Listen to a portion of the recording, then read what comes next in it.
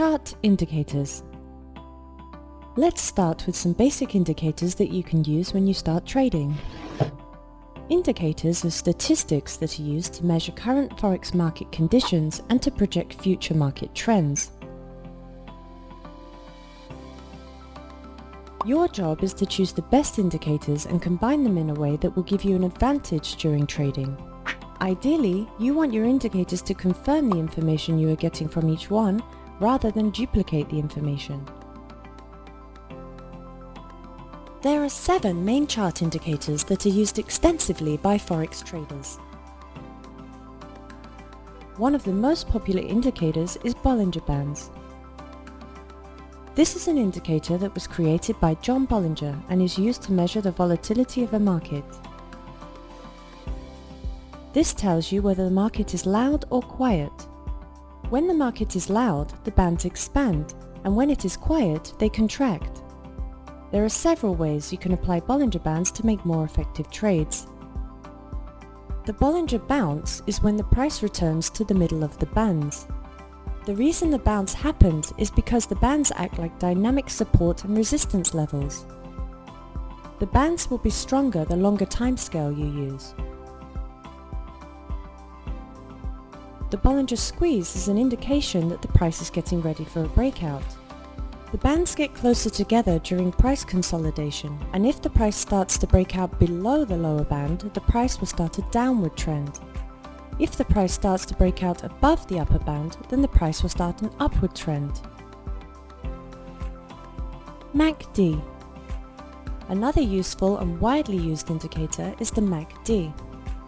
This indicator is used to pinpoint moving averages that hint at a new trend.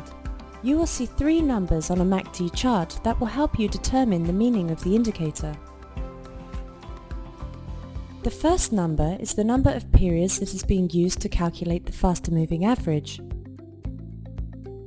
The second number is the number of periods that is being used to calculate the slower moving average. The third number is the number of bars that is being used to calculate the average of the difference between the slower and faster moving averages. You can use these 2 moving lines with different speeds to predict a trend. For instance, when the difference between the 2 lines is 0, a crossover can occur, which can signal the start of a new trend.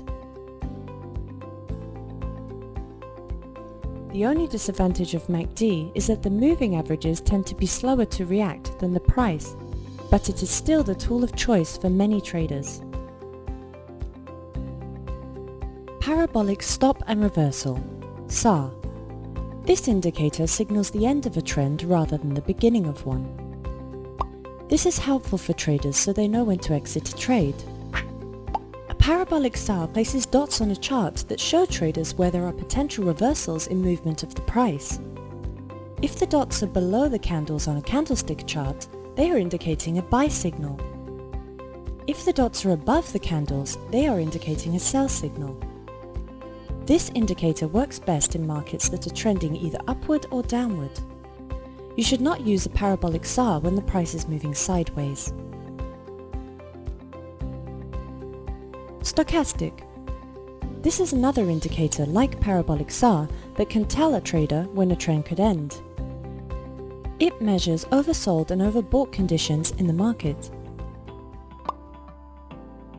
It has 2 lines which are similar to the MACD lines in that one line moves more quickly than the other. The stochastic is measured on a scale of 0 to 100.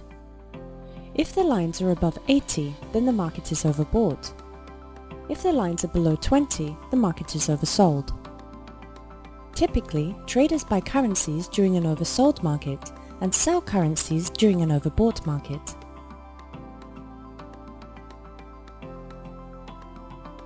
Relative Strength Index. Relative Strength Index is another indicator that helps traders identify currencies that are oversold or overbought. It operates on a scale of 0 to 100. Readings over 70 indicate that the market is overbought. Readings below 30 indicate that the market is oversold. This indicator can be used to verify trends.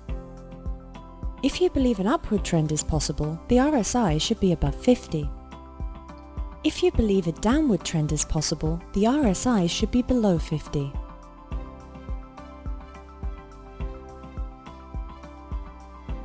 Average Directional Index. The ADX indicator has a range of 0 to 100.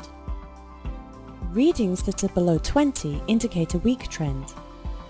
Readings above 50 indicate a strong trend. This is different from the stochastic because the ADX simply measures how strong the current trend is. This indicator is used to determine whether a market is starting a new trend or if it's ranging.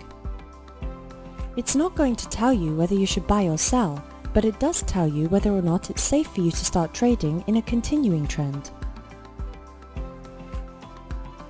Ichimoku Kinko Hyo. This indicator is made up of 5 lines that gauge future price momentum and future areas of resistance and support. It is mainly used for pairs that include Japanese currency. Kijun Sen, blue line. This is the baseline that averages the highest high and the lowest low over the previous 26 periods. Tenkan Sen, red line. This is the turning line that averages the highest high and the lowest low over the previous 9 periods. Chiku Span, green line. This is the lagging line, which is the current day's closing price that is plotted 26 periods behind. Senku Span, brown and beige lines. One Senku line averages the Tenkan Sen and the Kijun Sen plotted 26 periods ahead. The other Senku line averages the highest high and the lowest low over the previous 52 periods and is plotted 26 periods ahead. Essentially, the IKH rolls support and resistance, trend indicators, crossovers and oscillators all in one chart. Once you learn how to read it properly, it can give you a ton of information at once. Most traders use at least 3 different indicators to make their trades on Forex.